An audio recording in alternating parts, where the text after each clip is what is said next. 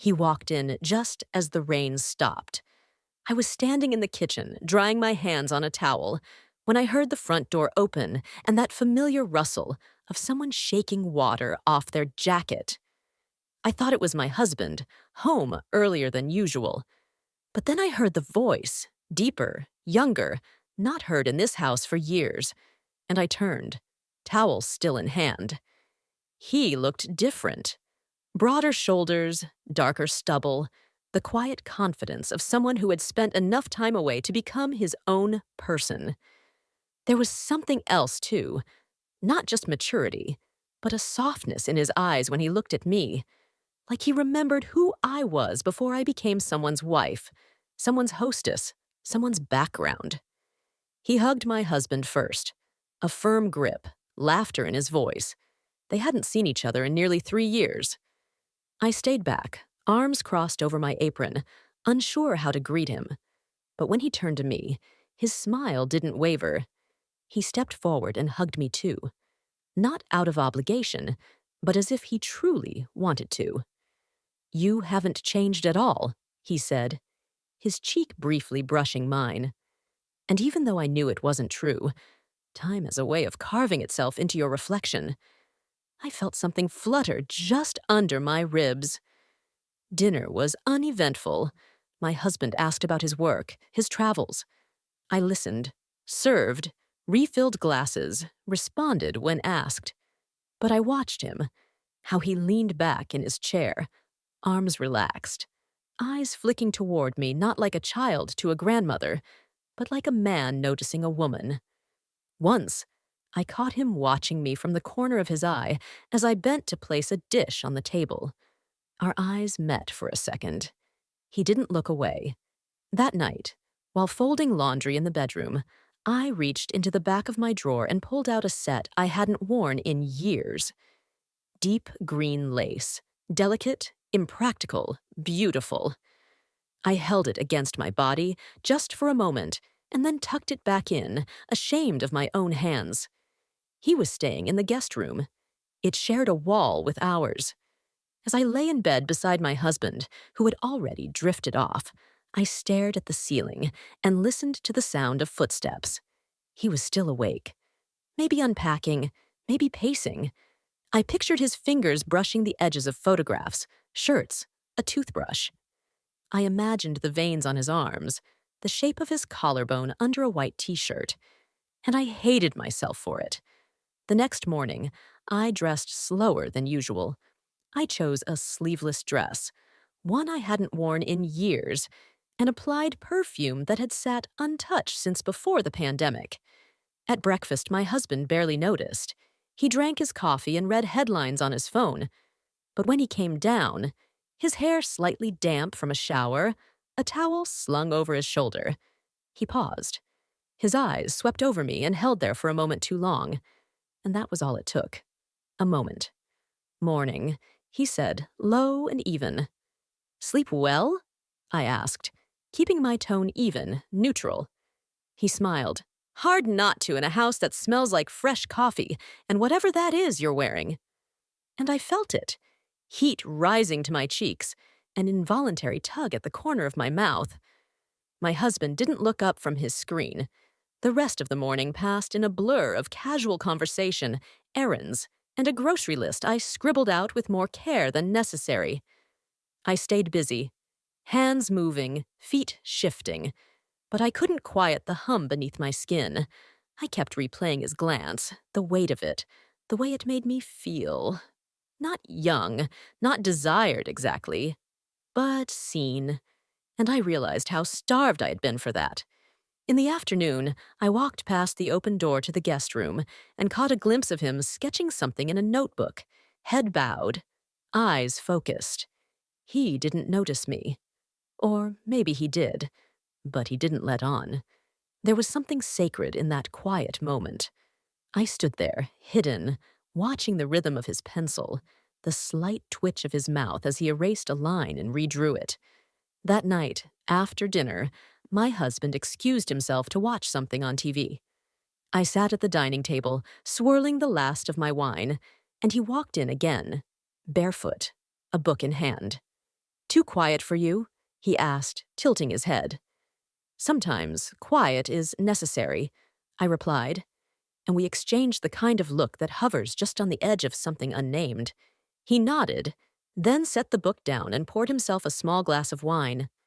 Not too close, not too far, just enough to feel like we were sharing space. Later in bed, I lay awake again, this time not ashamed, but unsettled. There was a current now, something real, something rising. And the scariest part wasn't the idea of doing something wrong. It was how good it felt to imagine doing it.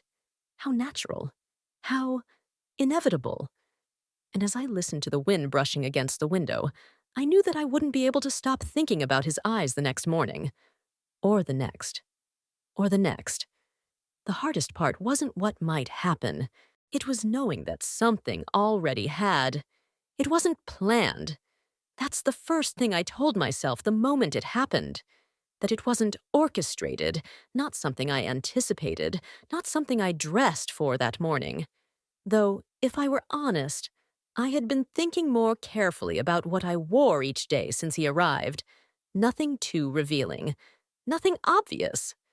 But always something that hugged the waist a little more, bared just a touch of skin near the shoulders, hinted at a form I hadn't realized I still wanted to show. It had been 4 days since his return. 4 quiet dinners. 4 mornings of exchanging short glances over coffee. 4 nights of laying next to my husband, listening to the muffled sound of his voice through the wall, talking to someone on the phone, or just humming to himself as he sketched. That morning, my husband had a doctor's appointment. Nothing serious, just routine, something he didn't even mention until he was already grabbing his keys. I remember watching him from the hallway as he checked his pockets, patting down his coat absently, eyes scanning the room without urgency. When he looked up at me, I smiled, and he smiled back, but it didn't quite reach his eyes.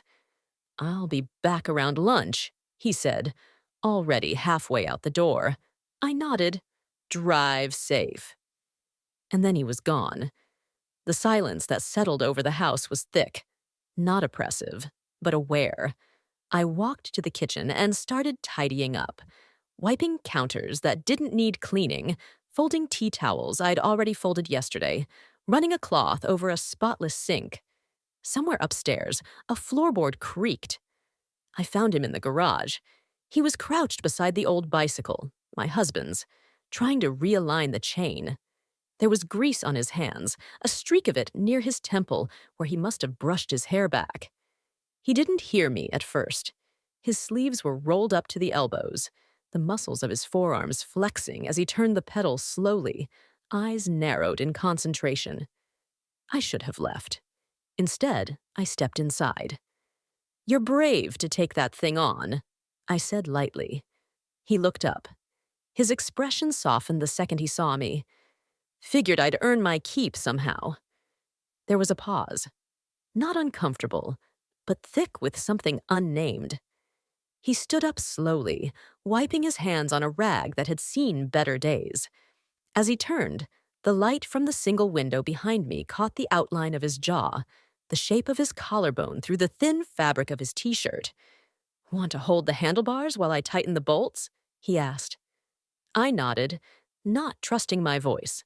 I stepped closer, took hold of the rubber grips, my fingers brushing his for the briefest second.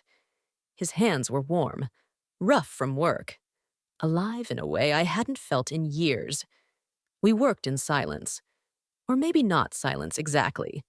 The low hum of air through the window, the faint sound of a bird outside, the occasional clink of metal against metal.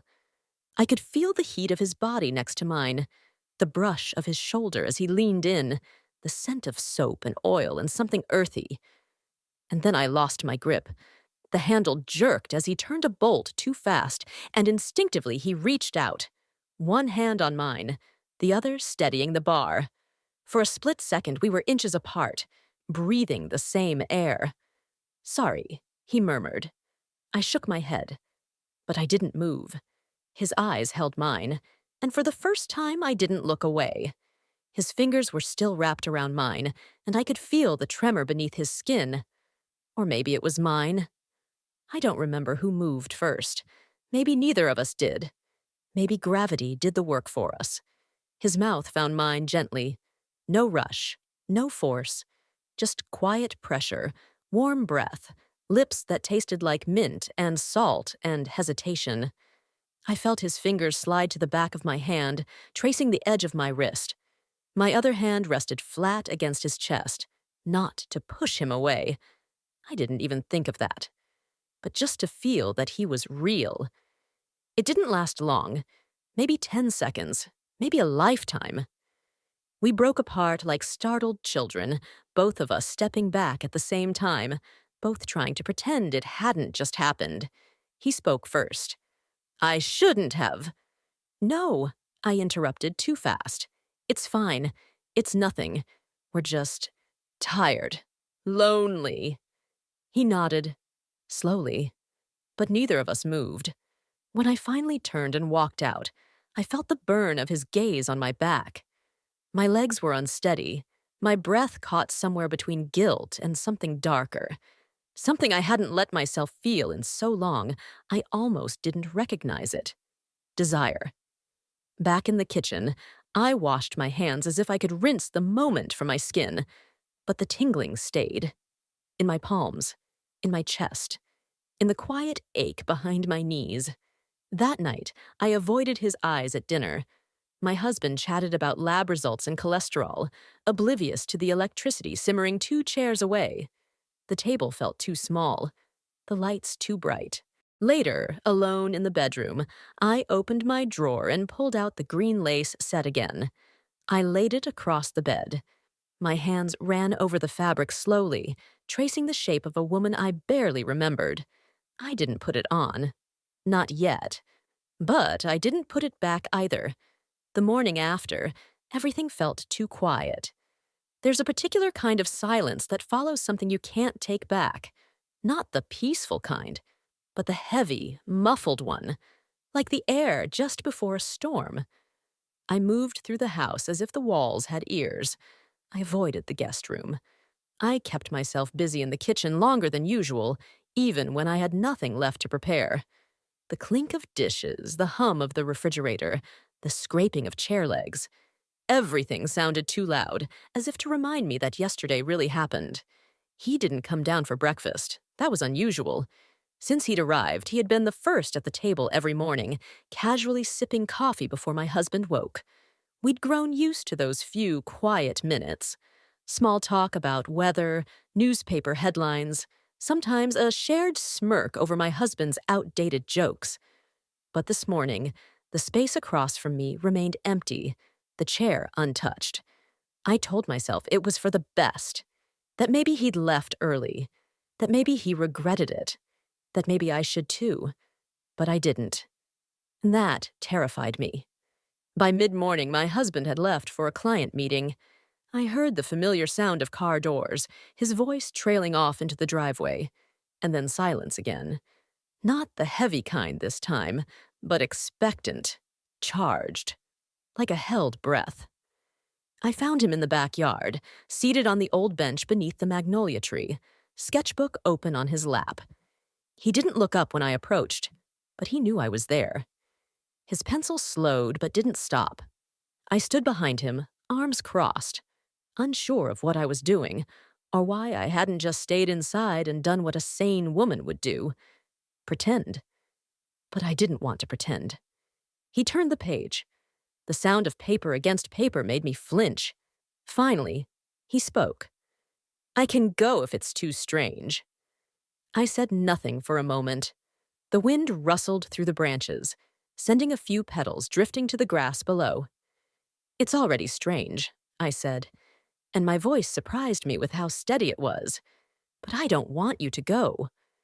He didn't smile, but he didn't frown either. He just nodded, slowly, as if filing that sentence somewhere behind his ribs.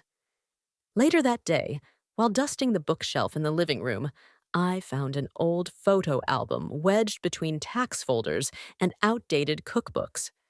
I pulled it out on instinct.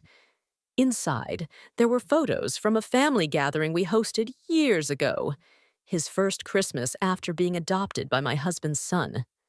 In one picture, he was standing at the edge of the frame, barely 13, arms crossed, unsmiling. And in the background, there I was, pouring cider, mid-laugh, hair pulled up in a loose bun, younger than I remembered feeling in that moment. There was a strange symmetry in it. How we had once been parts of the same photo, same story, separated by time and space and roles assigned by other people. I closed the album gently and tucked it back where I found it. But the image stayed with me. That evening, my husband brought home a surprise. He called me into the living room with the excitement of someone who thinks they've done something grand. On the coffee table was a gift bag from a local boutique I liked, the kind of place I hadn't shopped at in years because the prices always felt indulgent. I opened it slowly. Inside was a pale pink cashmere cardigan, soft, expensive, thoughtfully chosen, and completely wrong. He looked proud of himself. "You're always cold," he said. "Thought this might help." I smiled. I thanked him. I even kissed his cheek. But inside, I felt an odd deflation. He meant well. But it was another gesture of care without seeing me. I wasn't cold. I was burning. Every part of me that used to sleep was waking up, limb by limb, and no cardigan in the world could soothe that. Later that night, while cleaning up after dinner, I noticed the guest room door slightly ajar. Something about the angle of it, the way the hallway light spilled in, the shadow it cast, made me stop. I stood there a moment before knocking once, quietly, and pushing the door open. He was sitting on the floor, back against the wall, sketchbook in hand. He looked up. No smile, no greeting. "I just wanted to say thank you," I said, not sure why I chose those words. "For what?" His voice was soft, low. "For reminding me I'm not invisible." He closed the sketchbook, set it aside. "You are never invisible," he said, meeting my gaze. "You just stopped being seen." There was a silence after that. Not heavy, not tense, but full. I didn't cross the threshold. I didn't move closer, but I didn't walk away either. The next morning, I dressed with more intention. Nothing loud, nothing provocative. Just a fitted sweater that hugged my waist and a pair of jeans that reminded me I still had hips. I applied a touch of blush and wore the perfume I'd forgotten I owned, the one that smelled like late dinners and champagne, once upon a time. At breakfast, my husband commented on the weather. He asked if I needed anything from the store. I shook my head, sipping my coffee in silence. But when I looked across the table and met his eyes, not my husband's, his, I saw it again. That flicker of recognition, that hunger barely veiled behind restraint. And for the first time, I didn't look away. I never used to pay much attention to lingerie stores. They always felt like foreign territory, spaces designed for a younger version of myself, a version that still thought of silk and lace as something earned, not just nostalgic. But that afternoon, I found myself walking through one of those small boutiques tucked between a wine shop and a nail salon. I wasn't looking for anything in particular. I told myself I was just browsing, that it was curiosity, a whim. But my fingers knew what they wanted. They moved over the hangers instinctively, grazing the fabrics, testing their weight. I stopped when I found it. Dark plum lace with satin straps. Elegant, subtle. Not the kind of thing meant to be seen, but to be felt. I held it against myself for a second, not in front of a mirror, just against my own chest, beneath my coat. My heart was beating faster than it should have. I bought it without trying it on. Back home, I slipped it on in the upstairs bathroom. I didn't lock the door. My husband wasn't home. The lace clung softly to my skin, wrapping around my ribs like a secret. I stood in front of the mirror, eyes trailing over collarbones, shoulders, the swell of hips. Not judging, just observing, as if reacquainting myself with a woman I hadn't spoken to in years. It wasn't about looking beautiful. It was about feeling present in my body again. Not out of vanity, but out of hunger, for touch, for sensation, for being reminded that I wasn't just some functional silhouette moving through a house. That night, I wore it beneath a simple dress, navy, sleeveless, cut just low enough at the back to make me feel it as I walked. I didn't say anything to my husband. We were having dinner at home, nothing formal. He wouldn't have noticed if I'd worn pajamas. But I did it anyway. He noticed. Not my husband. Him. He came to dinner a few minutes late, hair still damp from a shower. I was setting the table, candles already lit, low music playing in the background. One of those jazz playlists my husband liked to put on, because it made the silence seem less obvious. I felt his eyes on me before he even entered the room. It was the shift in air, the pause, like something waiting to drop. He greeted us both politely, sat down, complimented the roast. I barely tasted anything on my own plate. We didn't speak directly, but the tension sat between us like a third-place setting. Later, after my husband went upstairs, claiming a headache or maybe just needing to rest, I found myself lingering in the kitchen. I wasn't doing anything, just moving spoons into drawers, rearranging placemats that didn't need straightening. He walked in, quiet, measured. I didn't turn around. He leaned against the door frame. I felt his presence before I heard his voice. "You looked different tonight." My hands stilled. Different how? He didn't answer right away. Then he said, "Like yourself. The version of you no one else gets to see." I turned to face him. He wasn't smiling. His expression was unreadable, but his eyes were direct, unblinking. And in that second, the room shrank around us. Not physically, but emotionally. Everything else fell away. The kitchen, the hallway, the worn-out ticking of the old clock above the sink. I walked past him toward the stairs, my steps slower than necessary. I felt his eyes on me the entire way, and as I turned the corner, I didn't rush. I let him look. Not as a tease, not as a game, but as an answer. That night in bed, my husband reached for me. His hand brushed my side beneath the blanket. Gentle, familiar, hesitant maybe. We hadn't been close in weeks. Months, really. It wasn't his fault. And yet the moment he touched me, I froze. Not because I didn't want intimacy, but because the warmth wasn't enough. The pressure was wrong, the rhythm unfamiliar. I let him continue. I let the moment play out, eyes open, staring into the ceiling. And all the while, I thought about the man in the guest room, about how he had looked at me without touching me, how that gaze had reached places fingertips never could. Afterward, my husband fell asleep quickly, breathing deep and even. I rose quietly, stepping into the bathroom and shutting the door behind me. The mirror was fogged from the shower earlier. I wiped a corner of it with my hand, stared into my own eyes. My skin was flushed, not from passion, but from shame.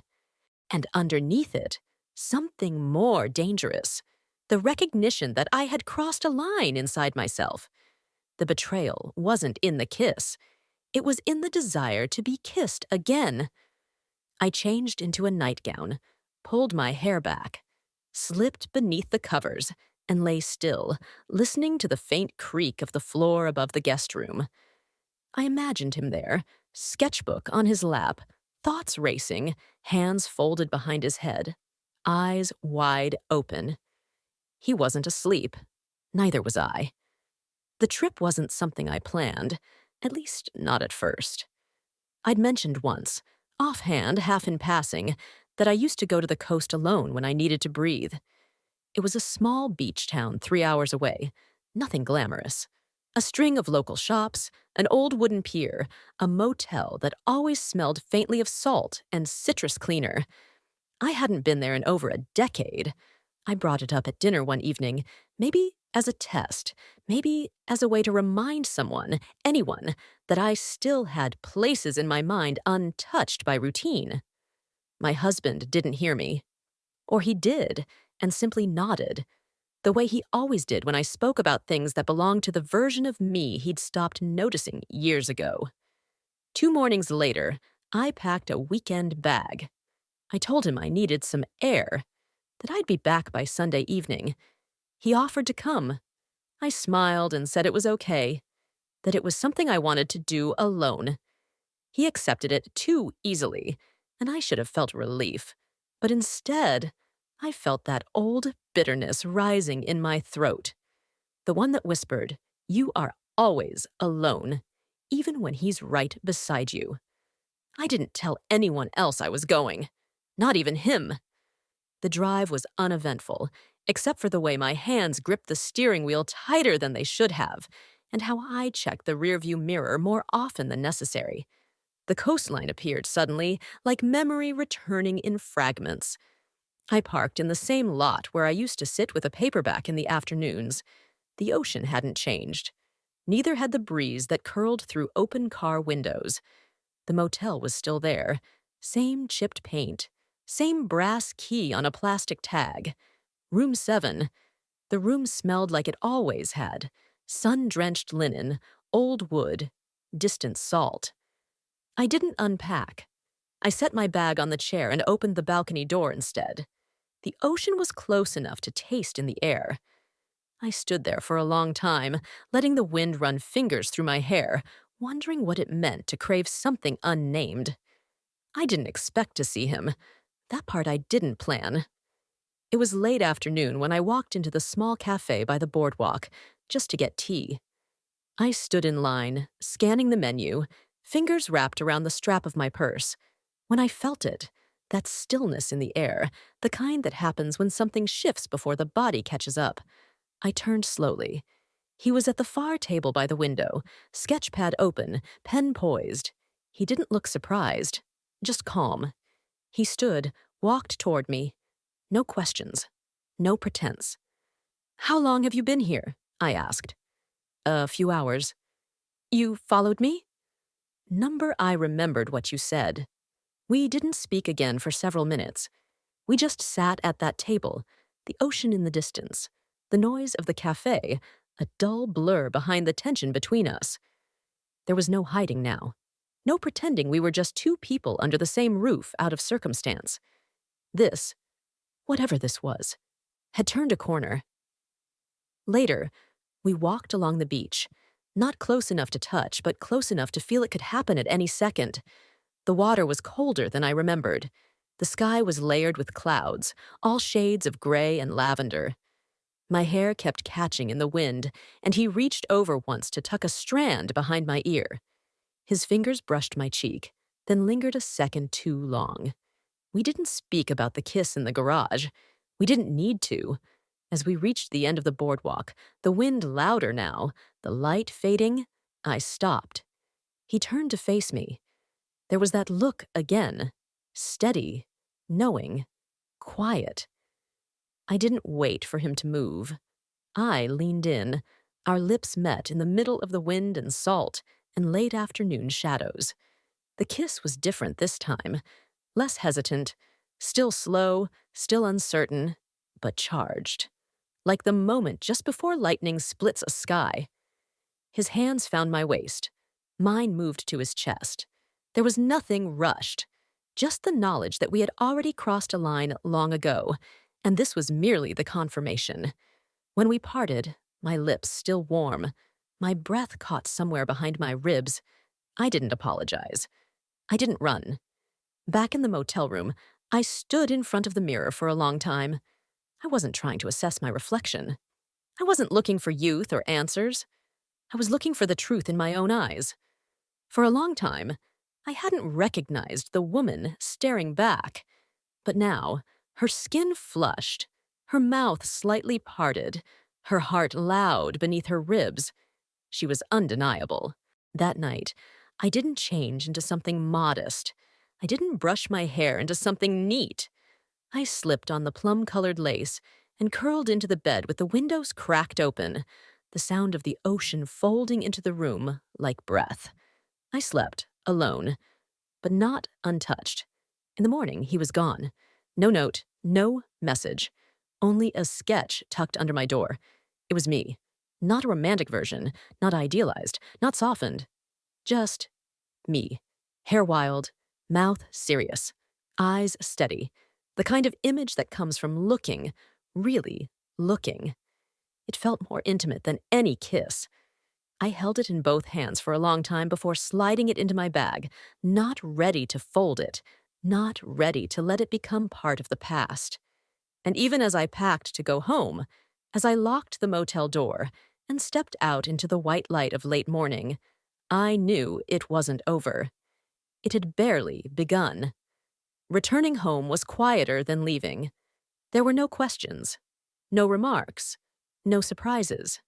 My husband greeted me with a peck on the cheek and a soft, "Glad you're back." He took my overnight bag without hesitation, set it gently near the stairs, and asked if I wanted tea. Just like that, as if I'd run a mundane errand, as if the days hadn't folded in on themselves somewhere along the coast, as if I hadn't tasted someone else's mouth under a silver sky. I nodded. Tea sounded simple. Tea sounded harmless. The house hadn't changed. The kitchen still smelled like dried basil and floor polish. The folded laundry sat neatly in the corner chair. The orchids on the windowsill had begun to wilt slightly. No one had thought to water them. I moved through the room slowly, brushing fingers along counters, catching myself in door frames, wondering how long it would take for the weight of what happened to settle into the walls. He was gone. My husband told me over dinner, casually, without tension, that he'd left early that morning.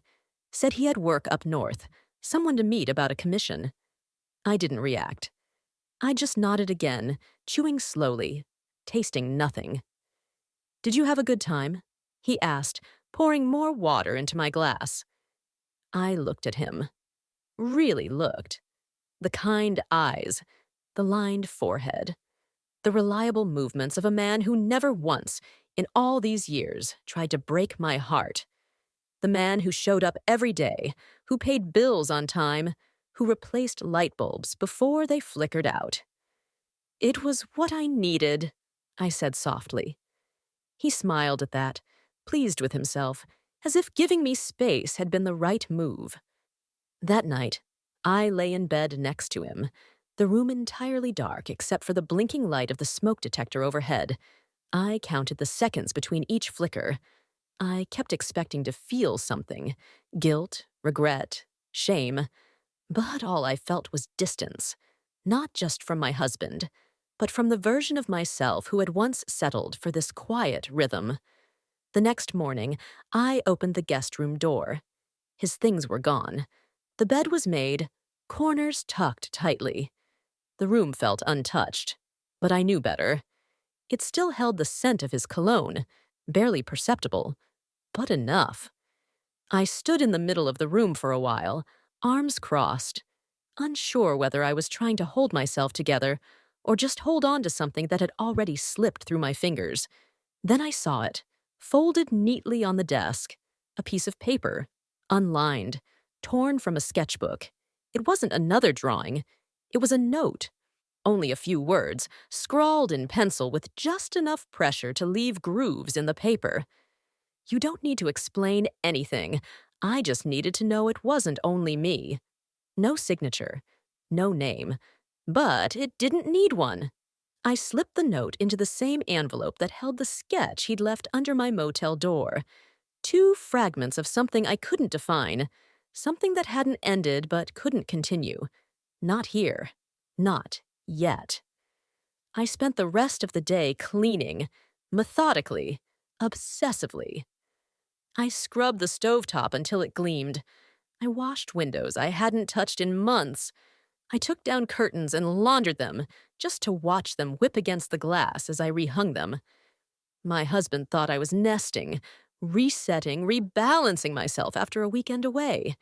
He didn't see the restlessness behind it, the way I moved to avoid stillness, the way my body ached for something that wasn't even physical. In the evening, I found myself in the garden. It was nearly dusk. The air was thick with the scent of rosemary and damp earth. I stood barefoot on the flagstone path, soil clinging to the arches of my feet. My dress swayed in the soft breeze. I held a mug of chamomile tea, untouched, both hands wrapped tightly around the ceramic for warmth I didn't need. I replayed everything.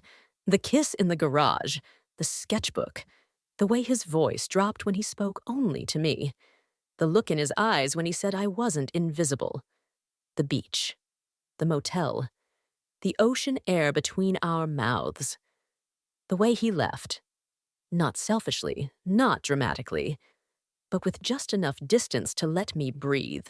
His lips traced the corner of my mouth before finding their place, warm and familiar. My fingers rested on the base of his neck, not pulling him closer. He was already close, but grounding myself in the shape of him.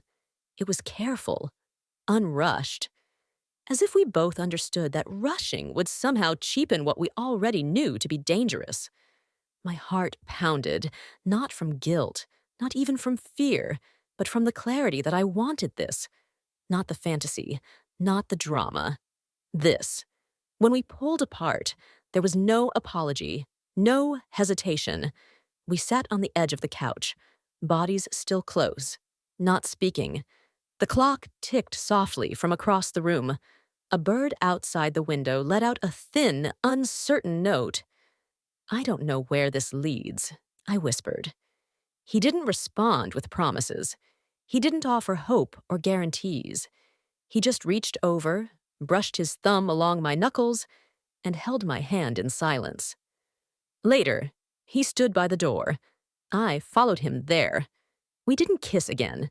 We didn't touch, but the weight of what had happened lingered in the air around us like perfume.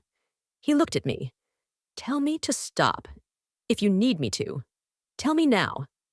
I opened my mouth, closed it, then said, "Not yet." And just like that, he left. But something stayed. Not the man himself. Not his scent or his heat.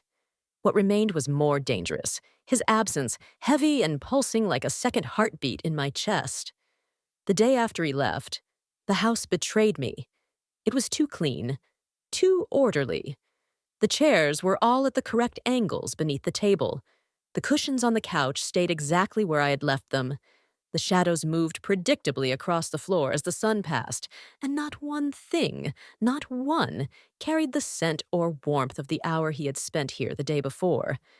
Except for me. I walked through the rooms trying to ignore the way my skin remembered his hands, the way my lips still felt warm. I tried to act like the version of myself who belonged to this life, the one who loaded the dishwasher with quiet precision, who wrote grocery lists in neat columns, who folded the laundry into sharp rectangles, and didn't tremble when folding her husband's shirts.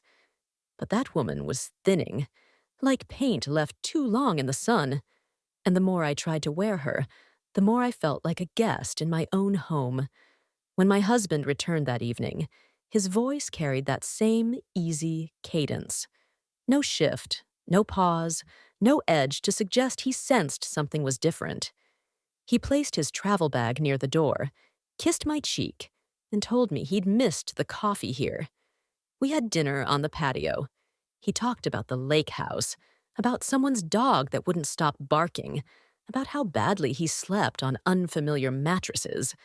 I nodded in all the right places, smiled once or twice, but the whole time, I felt my insides pulling in two directions, one toward him out of memory and loyalty, and one away, into something unspoken but undeniably alive. He poured wine, opened a bottle of something we'd been saving, said it felt like a celebration, even if he couldn't name why. I watched the glass fill, watched the light catch the liquid like it was trying to reveal something. Then he reached across the table and touched my wrist. Not urgently, not hungrily, just a soft brush, his thumb moving in a circle over the inside of my arm, a gesture he hadn't made in years. I was thinking, he said, maybe we need time. Together. Just us. Like we used to. I didn't move. I just looked at his hand on mine and tried to remember what it used to feel like when he touched me that way. You're probably right, I said, because it was the easiest lie to speak aloud. That night, he kissed me differently. There was more attention in it, more curiosity than I expected, as though he'd been reminded I had a body that responded, that I wasn't just an extension of his routine. I let him. I let the moment stretch long enough for him to believe we were okay. But when his mouth moved lower and his hand slipped beneath my nightgown, something in me recoiled. It wasn't his fault. He was gentle, familiar, practiced. He knew where to touch and when, but it was mechanical, like muscle memory performing without soul. And I lay there, my hands fisted into the sheets, trying to conjure warmth where only numbness lived. Afterward, he drifted off quickly, his arms still draped over my waist, his breath slow and even. I lay there with my eyes wide open. I thought about the other body, the one I had let in, the one that had pressed against mine like a question instead of an answer, the one whose silence said more than words ever could. I thought about his gaze, not just the desire in it, but the recognition. He looked at me like he'd caught me unraveling and chose not to stop it. When I finally rose from bed, it was still dark. I went to the bathroom, closed the door, turned on only the small vanity light. I looked in the mirror and saw something I hadn't noticed before. Not guilt, not shame, resolve. And underneath it all, one unrelenting truth. I wanted more. Not necessarily of him, or of the stolen moments, or of motel rooms with ocean views. I wanted more of myself, more aliveness, more color, more friction and tension and pull. I wanted to feel wanted, not just acknowledged. Later, as I folded laundry in the bedroom, I found the cardigan again. The pale pink one my husband had given me days earlier. I held it in my hands, soft as it was, delicate in its construction. It was beautiful, thoughtful, completely devoid of any fire. I folded it carefully, placed it in the drawer, and chose instead a navy wrap I hadn't worn in years. It hugged my waist, dipped slightly at the back. It wasn't provocative, but it made me stand differently. At dinner, my husband mentioned taking a trip together. Somewhere warm, he said, pouring wine. Just the two of us. I think we could use it. I looked at him, and something in my chest softened, not with affection, but with sorrow. He was trying, he really was. But some things, once shifted, never returned to their original shape. I smiled, raised my glass, and said, "Let's talk about it." He thought it meant yes, but I knew it meant maybe. The first thing I noticed when I came down that morning was the quiet. Not just the ordinary kind, the one that filled our kitchen when the coffee hadn't finished brewing or when my husband was still upstairs checking his blood pressure. This quiet was intentional, layered, almost theatrical, like the breath held before a confession. It threaded itself through the rooms, settled over the wooden floors, hovered near the windows. Something about it made my skin prickle. My husband had left early. A business trip this time, a 2-day retreat hosted by one of his longtime colleagues at their lake house 3 hours away. He packed quickly the night before, in a sort of distracted routine that made me wonder whether he noticed my detachment, or simply chose not to. I helped him fold shirts and pair socks. I zipped his suitcase. I reminded him not to forget his reading glasses. We moved around each other like dancers who'd long since learned the steps, but no longer heard the music. He kissed my forehead, before leaving, told me he'd call from the road. I said I'd be fine. An hour later, I was still in my robe, sitting on the edge of the couch, untouched tea, cooling in my hands. I hadn't turned on the news. I hadn't made breakfast. I just sat there, watching the light creep across the hardwood floor in slow, confident lines. And then, a knock. It was soft, measured. I didn't move right away. My heart had already recognized the rhythm before my mind caught up. I set the mug down, stood slowly, crossed the hallway like someone approaching an altar. I opened the door. He didn't speak. Neither did I. There was no reason to. The moment had already decided itself before either of us had the chance to rewrite it. He stepped inside. He looked different. A week had passed, and yet the change wasn't about time. It was about distance, about something burning just beneath the surface. His jaw was tenser, his eyes more certain, as if he'd spent the last several days building walls only to find himself needing to tear them down. We stood in the living room, the space between us thick with things we hadn't said. My robe was still tied loosely at the waist. My hair was unbrushed. But I didn't turn away. "I wasn't going to come," he said finally. I nodded. I told myself it would just settle on its own. Another pause. The air between us pulsed. "And yet here you are," I murmured. Something in his expression shifted. Not quite relief, not quite fear, just presence. That rare, charged awareness of another person so close your breath begins to synchronize with theirs. I stepped back, wordless, and he followed me into the kitchen. We didn't touch. Not yet. But the current had returned, coiled tight between us, ready to strike at the smallest invitation. I moved to the stove, turned on the kettle, simply to fill the space with something tangible.